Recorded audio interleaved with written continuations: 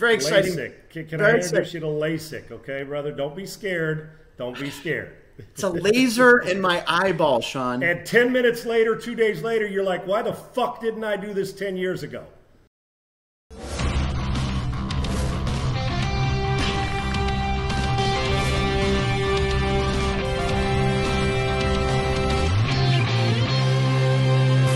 Welcome to Krush House. I'm your host, Wayne Allyn, the CEO of VegasWinners.com, and the man the media calls the king of Vegas sports gambling and America's odds maker. I'm the only sports handicapper in the world with a 180-pound granite star on the Las Vegas Walk of Stars. And my company, Vegas Winners, sponsors this Krush House series. This podcast, Krush House, as well as Krush House Cappers and Krush House Legends. Whether you love sports, famous sports legends, or profiting from sports gambling, we've got the podcast for you. Later in the show, I'll be back with my Football Insider segment with former NFL quarterback Sean Salisbury to bring you insights on the NFL and valuable point spread advice for all the sports gamblers out there. But right now, I'll throw it to my main men, Frank and Sean. See you in a few minutes. Welcome to the Krush House. We got fun and games. We got everything you want. We know the names, and the names are the usual names. Hi, I'm Frank Nicotero. Coming up later on will be our lead singer, our own Axl Rose, Wayne Allyn. And on guitar / Sean Salisbury is here. As always, Sean, I did a little Guns N' Roses welcome to the Krush House thing there. Great to be with you. I mean, I'm no Jimi Hendrix. I prefer if I was Neil Peart, but, you know, I'm not. So we'll go with Wayne is definitely the front man. But you know what? Dude, if there's two of them, you're right. So you're McCartney. He may be he may be the Beatles, but you're McCartney if that's the case. I love it. All right. So listen, I'm super excited. College football season is here. We got games all day on Saturday. I'm sure my TV will be. I'll turn the dial. Wait, how old am I? I'll turn the dial. I'll remote channel to ESPN or whatever network showing the show. But that first game, 10 a.m. Nebraska and Illinois in Champaign, where I've been, which is a great atmosphere. And you said you're going to be watching that game. What do you like about that game? I am because, well, it's a perfect game to start gambling on. Why wouldn't I, Frankie? As you know, exactly. We're the same way. I think there's a lot. While it's not a national title implications, maybe Illinois and Nebraska don't want to hear that. But let's face facts. It's different. Brett Bielema back in the Big Ten after a horseshit situation in Arkansas where it didn't take well to him. Back where he's normal and he's going to, where he loves to be in the Big Ten. You know, Illinois is not exactly a powerhouse right now. They've had their moments in years past. And then you get Scott Frost, who is a grad of Nebraska, hell of a player. And he's going through, Frankie, a lot of heat right now for a guy he's under fire, right? So with that, last year Illinois went into Lincoln and beat them down as an underdog. And now they're going back to Champaign where Nebraska's won their last two games that they've played there. And I think it's at -7 right now. I like the -7, yeah. Yeah, the over-under was at 55. I'm taking the under because Big Ten, bang it out football, both good quarterbacks. Keep an eye. I'm waiting for Adrian Martinez. Frankie, I know you remember when he came back as a freshman, when he came in originally as starting as a freshman, everybody had, oh my gosh, this guy's a monster. He hadn't gotten any better. Matter of fact, he's gone the other way. So this is his fourth year. It's time for him to step up his game. I believe they go on there, defend him up a little bit. Illinois struggles offensively because it's not Wisconsin, what Bielema is used to. I like Nebraska, maybe even a little boat race. This is maybe a double digits win, but I'm taking Nebraska. I'm taking the under, though. 55. Okay. I'm taking them both, and I'm going to bet, and I may parlay them both, too. So I'm going trifecta. I'm going parlay, I'm going the under, and I'm going Nebraska. So I got them all on this one, brother. All right, I love it. And, yeah, that's going to be a great game. And I've been to a Big Ten game at Penn State. I've been to Penn State a few times. I got to get to Camp Randall. I've never been there up in Wisconsin. I hear that's just an amazing atmosphere, right? Yeah, I've never been there either, but it's one. Now, the only thing about it is you better like to jump and you better like to stand up the whole damn game. That's one of my, listen, I love fans. You know that, like at Baton Rouge and Texas, and then the South, great football. Everywhere you go now, hell, even go to FCS schools in North Dakota State, and they're rocking, right? Yeah. And Camp Randall is supposed to be a great place. But if you're just going as a fan and you're not into all that you just want to watch football, you are fucked because you've got to stand the whole time. You don't get to sit down. And when you sit down, they don't take a break and sit down. The student section, that's why I love them.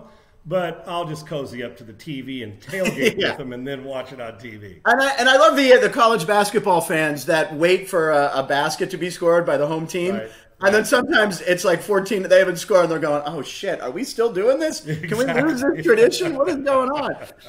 Now, listen, I grew up a Pitt fan and a UCLA Bruin fan. I know you don't want to hear that. I love the Bruins. They're putting what a bummer. I know. They're playing Hawaii tomorrow, right? They're minus 17.5. So that'll be towards the end of the Nebraska-Illinois game. So I might have to check out UCLA. I see San Jose State is playing tomorrow, so they're going to have a game under their belt before next week they play your alma mater, USC. What do you expect from your Trojans this year? Yeah, and you mentioned the Bruins, and, hot seat coach. Matter of fact, what's crazy is two of the biggest hot seat coaches in college football. I mentioned Frost. He's one of them. Yeah. But Clay Helton at SC and Chip Kelly at UCLA. They haven't had a winning. They haven't had that. We expected Chip to go like he did at Oregon at UCLA. But they finally got all that offensive line, the veteran quarterback. This may be the year we start to see. I don't want to admit that because, they're in the path to my Trojans who don't have to play Oregon or Washington to get to the, to get to the Pac-12 championship. So they've got a path, although UCLA and Notre Dame present a problem. With the Trojans, having a game. Listen, if we go lose this, then it's time to get rid of House on the spot. We've done stupid shit like this early in season before, but they've got an All-America candidate at quarterback. Slovis is a good player. They should just physically be able to outman them, to line up and push them around. But I don't if you're going to get SC, these type of teams, you got to get them early, Frank, if you're an underdog, because normally they're still in their preseason mode trying to get out of it. It takes a while for them to get their ass moving. I don't think that San Jose State's going to pose a big problem for the Trojans. If they do, then we need a major change. That'll be a good tune-up game for us as we get going. I don't mean that disrespectful to San Jose State, but we ought to take care of our business. And UCLA will take care of Hawaii, and that'll be a building rivalry look forward to later in the season. That's a 17.5-point spread on UCLA. So I'm going to – you know what? For UCLA fans – Chip. Now Hawaii's difficult. You know what I'm saying? They'll always get something for you. But for UCLA, I think they need one of those macho pound their chest wins early, so Chip can get that rhythm. Now I don't know. I probably wouldn't bet this game. I'll never fucking bet on UCLA anyway. So forget that. And maybe if Troy Aikman was back there, it's my buddy, I would, but not now. Yeah. But I think that Chip Kelly feels like he has something to prove. I would look for him to think outside the box like he used to in this season and in this game. Yeah, it is. I think you're right. I think he's very on the hot seat, Chip Kelly. We got to get a winner, especially after the basketball team did so well. It's now like, all right, football team, let's go. I'm tired of my Trojans being better at basketball than my football team. That's not supposed to happen. That's so weird, right? Now tell me about what it was like when you were at USC. Tell me about like your first game, like in the Coliseum, I imagine, or tell me about what that was like. Two things, Frankie. My first game, we played University of Tennessee. 1981, I'd been recruited and was the backup to a guy named John Mazer. Tennessee, we were both top 25 teams. We had a guy, you've probably heard of him, named Marcus Allyn, and a couple other good players like Joey Browner and Chip Banks and the list. Yeah, we were okay. Dwayne Bickett, Jack Del Rio. And then on offensive line, we had Roy Foster, Miami Dolphin Pro Bowler, 6-7 years. Don Mosbar, Oakland Raiders first-round pick. Bruce Matthews, Hall of Fame. You get the point. We were pretty good. And I'm telling you, Marcus opened that game. We played in the Coliseum. I remember walking down the tunnel in cleats, and as we come down there, and I can remember, like, there was like 90,000 people there, and I was like, this isn't Orange Glen High School, the mean streets of Escondido. This isn't it. So even though you practiced and prepared for it, and they took us into the Coliseum to practice a couple times during training camp because they want to get an idea, even though the fans weren't there. Frankie, I walked down there and I said, I was heart pumping, even though I wasn't starting, and I thought, now this is why I'm here. That's why I came here. And then Marcus rushed for like 225. And if you remember that year, that's the first running back in college football history that rushed for 2,000 yards. He went on a run. He won the Heisman Trophy that year, but we kicked Tennessee's ass. And on the sideline, there's a picture, me standing with one of my linemen. Frankie, I didn't play high school. I didn't play football until I got to high school. I didn't know how to put hip pads in. Now they're kind of built in, right? And mine were upside down, and I showed a picture, and I look back at it, and my guys are laughing at me. I didn't know how to put them in. That's the honest thing. I'm a freshman, the #1 recruit in the country. I don't mean it arrogant, and I don't know how to put fucking hip pads in. Right. So we got, and that's why this 1981, we're kicking Tennessee's ass, and they were good, man. I think Galt might have been on that team. I mean, they're loaded. Oh, yeah. And we beat them down, man. It was like 48-17 or something. We destroyed them.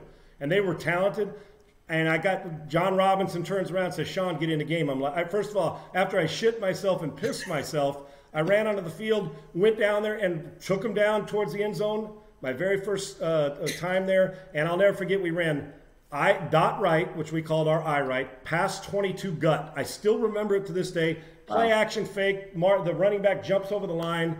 I throw a ball to the flat for a touchdown. And so that was how my career started.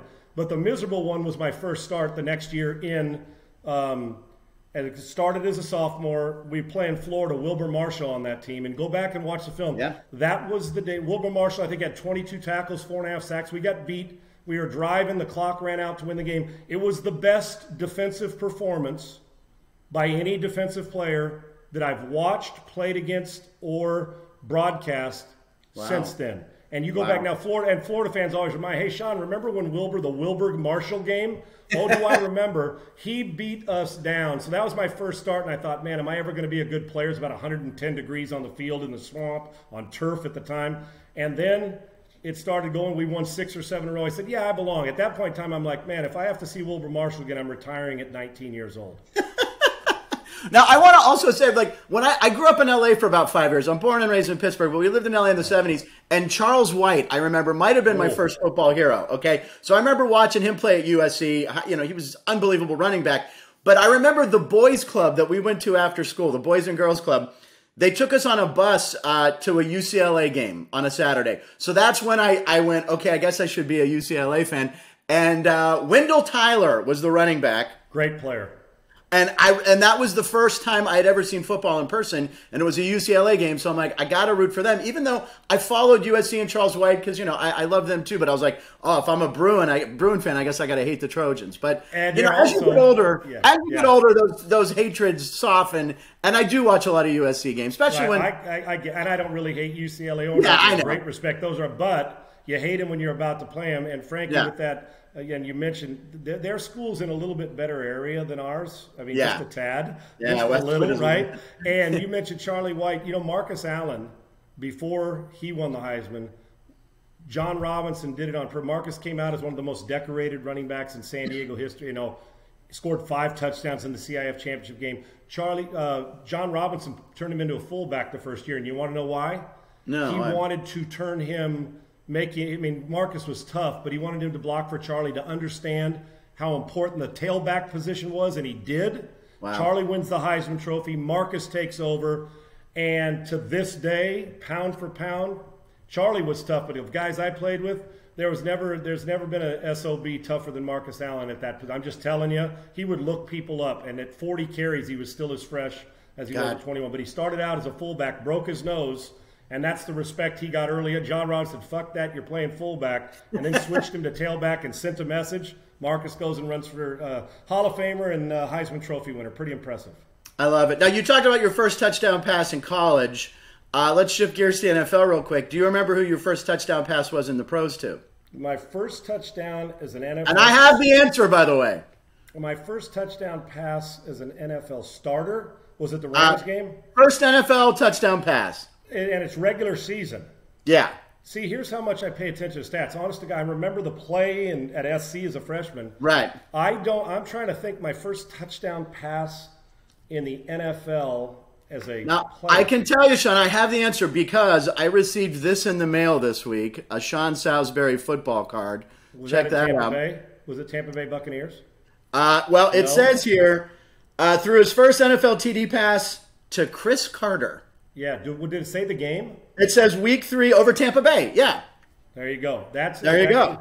And it was. And I didn't start the game. I came in off the bench and hit Chris for a touchdown, I'm pretty sure, in that game. And threw some as backups. My first touchdown pass as an NFL starter was, ironically, Denny Green started me. And the next game happened to be versus the Rams when they were against the Rams, which is an hour away from my home. And we went in there and beat him, and I was like 24-35. I had a game, and we won, so all my family and friends got to drive up and see it.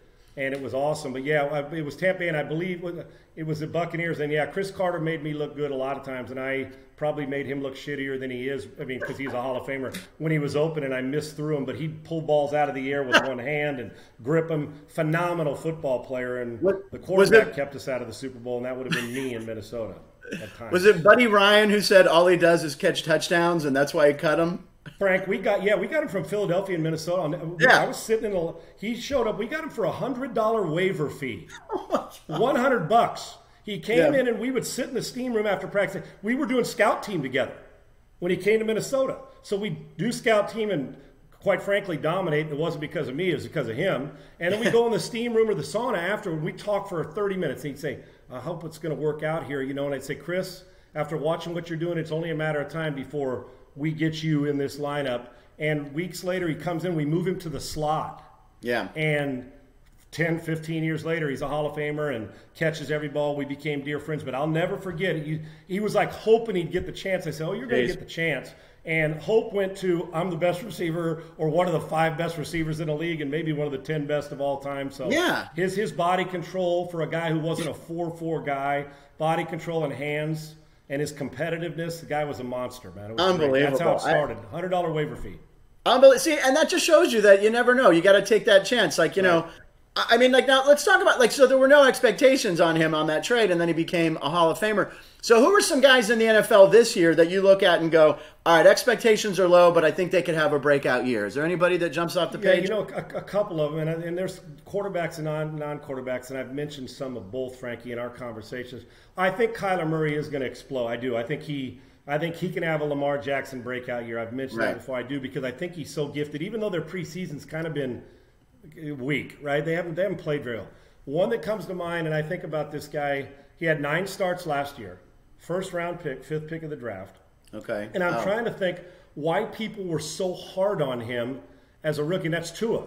Miami's got a really good team. He's had a good preseason, but I don't judge preseason games. You know how I feel about that. It's kind of stay healthy, get into a little rhythm, and because it's a whole different ball game. No vanilla when you're playing in the regular season. It's real stuff, right? And so, I mean, the abuse that he took, you can't. How can you not root for him? Nice guy, not a self-promoter, just keeps on playing, comes through a hip injury, and he was trying to get through that last year. I say he starts 9 games, saw some flashes of brilliance, and people want to say get him out, fucking bench him, trade him, the guy. And I'm like, wait, 9 games. Peyton Manning, 28 picks. John Elway got booed. Troy Aikman was like 1 in 10 as a starter. Josh Allen is a rookie. Baker Mayfield at least in his 2nd year, and he's come around. If we actually judged our players by 9 starts that were drafted in the first round, we'd have about 15 Hall of Famers that would never have made it, right? Yeah. At that position. I'm not putting him in the Hall of Fame. I think watching him, confidence is growing. I love Brian Flores. I actually think Tua is going to be a breakout player, and he's going to end the talk of trading for a guy like Deshaun Watson. They'll save their assets. I'm pulling for him. I think you could see a breakout year from him. Now, does that mean Pro Bowl? I don't know, but it sure as hell means solidifying a starting quarterback position there, because I think it's horseshit the way people talked about him after 9 starts. I agree, and he had that hip injury, and I think I read it was because he had the hip pad in upside down like Sean Salisbury. He was like, only if my career would turn out like his, that would be okay. I'd be all right with that. Get some of that Tua first-round pick money. Oh, my brother. God. All right, we've talked pros, we've talked college. Let's hear some more pro stuff with you and Wayne Allyn Root. I love when you guys talk about NFL action, and I know everybody else does too. So here's you and Wayne talking earlier. All right, with the man of the hour, Sean Salisbury, former NFL quarterback, who always has the NFL answers. We have great discussions every week. Welcome aboard, Sean. Wayne, good to be with you, brother. All right, so let's talk about some obvious questions heading into the regular season. Preseason's just about over.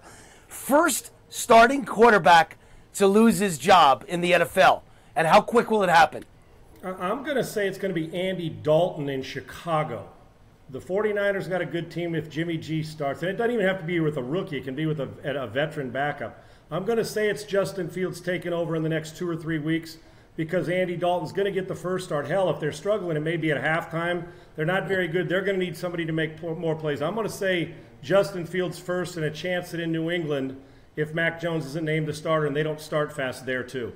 Yeah, Mac Jones has looked really good in the preseason. I like what I see with that kid. So it may not be right away, but sometime this season, I think you'll see a transition to Mac Jones. I would say that for sure. And he's perfect for the system of Belichick. I mean, he's another potential Tom Brady, in my opinion. He's got that kind of thing going for him. All right, let's talk about the best coach in the NFL. From what you've seen of the preseason, heading into the new 2021 season, best coach in the NFL. Yeah, Wayne, this is interesting. I don't know if we're to the point now where we can say, okay, somebody's challenging Belichick. I think we know all time that the best coach that we've ever had in the NFL is Bill Belichick. Now, if they started to close the gap, if I had the next 10 years, Sean McVay might be my guy. If I had just one game, maybe it's Bill Belichick with his game plan. But right now, for my money, and I think Sean Payton's really good. For my money, if I was starting a franchise today and I got him for 5 years or need to win one season, I'm going with Andy Reid. I think the players respond to him. It helps that he has a great quarterback. But wherever he's gone, and even before he won that Super Bowl, Wayne, he was the best coach never to win a Super Bowl. He was a Hall of Famer even without that. Finally got the respect he deserves, gets a Super Bowl a couple years ago. I think Andy Reid right now is as good as we have in the league and one of the finest human beings you'll ever run into. Sean, as an NFL quarterback, obviously you know that the most difficult position to transition from college to the NFL is quarterback. We see guys get drafted all the time in the first round, and they suck, to be honest with you, when they get to the NFL, right? Because the speed of the game. But other than quarterback, we know how hard that position is.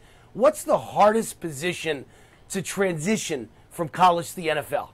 Well, it used to be for the longest time, Wayne, and it shocked me, is receivers standing up outside. It's still at times the perimeter guy standing up, sees all the coverage. You think, why is this so difficult for young receivers to understand? Well, in college, they were better than everybody, so maybe they weren't as precise a route runner, and they're not used to these grown-ass men coming up on them and pressing them and forcing them to get off, because in college, they're giving them a little more leeway with bigger windows. I would say right now, Wayne, and I go through it, they're all tough. Being a corner playing man coverage, but if you got help over the top, it's that, I think the left tackle who's got to deal with the best athlete on the field. Right tackle, left tackle, whatever, because they're playing against a 6'5", 240-pound football playing Jesse who will whip your ass physically and then turn around and run right by you. And they do it all, and they're strong, and they can bench the team bus. So I'm going to go with the outside tackle because you got to have great feet and great physicality. You got to pass block and run block. Even though you pencil them in right away, I think that's one of the most difficult transitions. And I actually think running back, you can adjust the quickest because you run to daylight when you're starting out early. And I'll tell you what I think the most interesting position is in football that every team should have. Not every team does. But when I played football, I played monster back, right? So my job was to be kind of a hybrid, a hitting linebacker and also a safety who went back in coverage. And all of a sudden, the NFL has those kind of guys. The Dallas Cowboys, my Cowboys as an example, got Keanu Neal, two-time Pro Bowl safety. He's been converted to a linebacker. And he's going to be near the line of scrimmage, hitting, causing fumbles. But then he's going to go back in coverage against tight ends. That's a very interesting hybrid position. And there's a few players in the NFL that have mastered it, and their teams seem to do really well because that's tough to play against when you're the quarterback. So I love the monster back position. They don't call it that. Maybe they call it a hybrid back. What's the term nowadays? But you know what, Wayne, I was just going to compliment me. I said, man, now we're going back. I love it because we used to call it when I first broke into league college, that's our monster back. Right. Monster meaning he was going to knock you out physically, but also was good enough to run and play in space and do all that. Like a Polamalu who wasn't oversized. You could have put him at linebacker. You could put him at safety. And you know, Wayne, you make a great point. Like the tight end who's flexed out now, not just with his hand in the dirt, with like old school tight ends. We have got these guys now that are 225 that are playing outside linebacker because now we're in the explosive time, right, my man? Right. So, they use difference. He'll label them. We got Will, Mike, and Sam, and some people will call the guy Jake or use another name to label him. But monster back describes it, and that's the term I grew up with, so I love it. And we didn't even get to have that conversation before the show, so you're right on, man. It's a great position, too. That was my position. I was not a great athlete, but I was a human missile. That's right. I just aimed at the players that tried to knock them out. And last but not least, I want to talk about the best atmosphere in the NFL on game day. Where's your favorite place to play? Because the fans just are that amazing 12th man on the field that change everything. Well, for me, Wayne, I'm trying to stay away from the places where I went and got the shit kicked out of me, which is plenty of time. Oh, and you remember this, Wayne. Remember the old Vet Stadium, like Vet and Three Rivers? They were the concrete floors with a piece of carpet laid over them and the concrete stadiums, and people were going nuts. I love that blue-collar atmosphere like the Steelers fans when they're out there. And now we've got some changes with the new way people tailgate. But to me, the best atmospheres that I ever played at were old Cleveland Municipal Stadium, because the history and the tradition of the dog pound, and they tailgate like crazy. Kansas City may very well be the best right now. The smell of barbecue. They're there at 4:30 in the morning for game day. And I also throw Lambeau Field Green Bay, because they plop it right in the middle. I don't want to leave anybody out, but they stick out to me. And Buffalo, great friggin' fans, great tailgate, because that's the game in town, and you're going to show up, and they're starting their barbecue or their breakfast, and you're there through breakfast, lunch, and dinner. Great tailgate. Those are the four. And I love Green Bay because we'd go there, and they got the stadium planted right in the neighborhood, so you can go to the restroom at somebody's house. They'd beat your ass into the ground, and then they'd offer you a brat and a beer on the team bus before you left to go back to the airport. So those four stick out the most, not just tailgating, but just the atmosphere of great football. And the Steelers, you always got to put in there because of the tradition and history of their football franchise, and they're used to winning.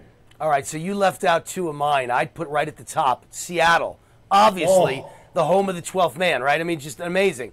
And that atmosphere, that loud crowd noise that sounds like a 747, you can only get that kind of decibel level in Seattle. And then I think from now on, the tradition is going to be the Vegas Raiders. I mean, look at the Vegas Golden Knights in hockey, and I go to a lot of their games, and it's the most incredible atmosphere, the most incredible fans, and the best entertainment.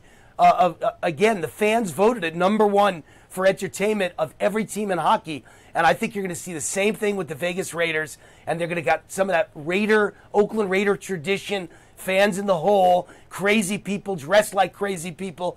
I think the Raiders are going to have an amazing home field advantage in Las Vegas. Yeah, and you know what, Wayne, about that too is that doesn't hurt my feelings, because I grew up a diehard, lifelong Oakland Raider fan. And when I played for the Chargers, when we played at old Oakland Alameda County Coliseum, they had the black hole, and I made sure I went over there and basically kissed their ass so the fans wouldn't be booing me the whole time, try to get on their good side. But great fans, and now in Vegas, you're right, that atmosphere and the entertainment away from the stadium on game day is going to be pretty impressive. Awesome stuff. Big advantage for the Raiders. I pick them to win a wild card this year. I think they'll finally break through in Gruden's third year? Third year, yeah, I believe, right? I can't wait till you and I start, as we get closer now before the season, start to pick our Super Bowl winner and our MVPs and wild card and playoff. I'm looking forward to that conversation with you, my man. It'll be a lot of fun. I look forward to a great season with Sean Salisbury. Thank you, my man, Sean. Love you, brother. Thank you. See you next week. You bet. All right, see, best home stadiums right there. I love that you said Three Rivers right there. There you go, brother. One of these lunatics right there, and then I got the bigger Three Rivers right there. I played in that stadium twice, maybe 3 times, and took a beating both times. Well, yeah. Won one and lost one, and the win there got us. We won the division with a win there against the Steelers, and then another time we weren't in the playoff hunt and got beat. But I always left there with bruises and being battered and bruised up and scarred up because of that great football team. I went to 100 games there probably in my lifetime. I remember maybe 70 of them. There was a lot of times we tailgate. And by the way, I'm 70%. I don't know if that's even true. But I mean, it's that atmosphere of tailgating. I mean, you go there and the games don't start till 1. See, living in LA now, I like that they're at 10 because I get up and I watch the game. But when it's at 1 and you get up in Pittsburgh and your friends are calling you at 7 a.m. going, where are we meeting? What parking lot's a tailgate? And by the time you look down, it's 12:30. You're like, oh, shit, we got to get into the game. And You're fired up. And, oh, my God.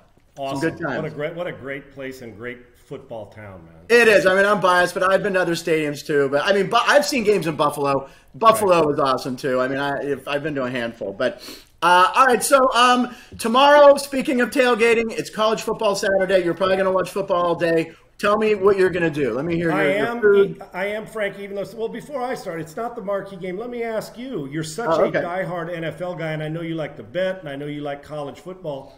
Are you the type of guy that it's got to be a marquee game, or are you one that wakes up and your Saturdays are set with college football too?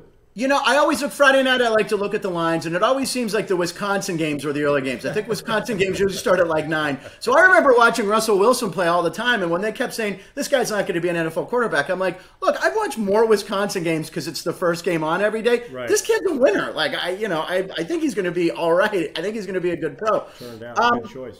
I watch whatever's on. I like to watch the TV games. I think that's everybody. You don't want to gamble on a game you can't watch. It's kind of stupid. So listen, I'm gonna go with that under tomorrow. I like your under pick on the Nebraska-Illinois game, under 54.5. I'll do that. I'll probably order some wings, maybe have a few beers, and I can't wait. I mean, so you're a diehard too, and you're right, man. You get that early on the California West Coast. Yeah. You wake up, rub your eyes, wash your face, and you've got a Bloody Mary and you're going. So for me, I'm building this outdoor kitchen. Well, I'm having somebody build. I'd lie and say I'm the one really blue collar doing it. Somebody else far more skilled than I is building my outdoor kitchen with 4 like big 70-inch TVs and a beer tap and all that so I can make it entertaining for friends. But listen, even though tomorrow's not all the games we're talking about, right. I'm up at 6 o'clock on Saturday morning, which is sleeping in for me because I'm a 3:30 guy during the week because my radio show. Jesus. So, and I'm College Game Day, Herb Street and Corso and all that stuff. Even though it's still hot out, it's like, okay, fall's coming. This is football season. So, yes, I will watch them all day. I will have some of my normal drinks, and I will sit in there. And even though it's not Alabama, Auburn, it matters to me, and I can't wait to watch these kids. And I hope they all get a full season uninterrupted from COVID and that they can enjoy themselves and that we get back to enjoying the great sights and sounds and atmosphere of college football. My ass will be up early, ready to roll, brother. And you said Herb Street and Corso. There's nothing better than College Game Day. They just and Corso's back, right? He's going to be So watching him put the big mascot heads on. That's like a tradition, and he's in his 80s, and he's still killing it. Phenomenal. So, I agree. I love it. Well, listen, it's football season, ladies and gentlemen. Tomorrow, it's official. Today, whenever you're watching our show, we appreciate you guys watching. I think the under's the pick. That's what we're going to do. So root with Sean and I tomorrow for the under. And then, listen, we are so close to professional football, ladies and gentlemen. I cannot wait. Sean cannot wait. We're going to be here through the whole NFL season with some great guests. With some great guests too. I was just going to say we have special guests that we don't even want to go down the roster. You are not going to believe who's going to be on Krush House. So keep coming back for Krush House for betting advice, for entertaining podcasts with Sean and I. Thank you to Wayne Allyn Root as always for joining us. And I'm going to go to the eye doctors now. I have to get new glasses today, so it's a very exciting. LASIK. Can I introduce you to LASIK? Okay, brother. Don't be scared. Don't be scared. It's a laser in my eyeball, Sean. And 10 minutes later, 2 days later, you're like, why the fuck didn't I do this 10 years ago? I've been there. Right. I'll send you my guy. Okay? All right, there you go. It's official. We'll see you next time on Krush House. Here we go, football season. Let's do it. I'm Wayne Allyn Root. Thanks for hanging out with us on Krush House today. I want you to remember you can sign up to become a part of the Krush House gang and unlock my winning point spread picks, free winners, and best bet winners. Only at VegasWinners.com. What else can you do at VegasWinners.com? Check out all our entertaining and informative Krush House podcasts. Enter to win fabulous prizes, including trips to Vegas, to join me and the Krush House gang to watch a game, break some bread, and experience Sin City like few ever will. And most importantly, it's always about the Benjamins. Winning with me every week at VegasWinners.com. How? You get locked in with me and the gang by registering. Just register at the site. You automatically get the picks, the wisdom, the analysis, the winning point spread advice, free winners, and best bet winners, all at VegasWinners.com. Thanks for dropping into another episode of Krush House, because winning isn't everything. It's the only thing. Until next time, just win big, baby.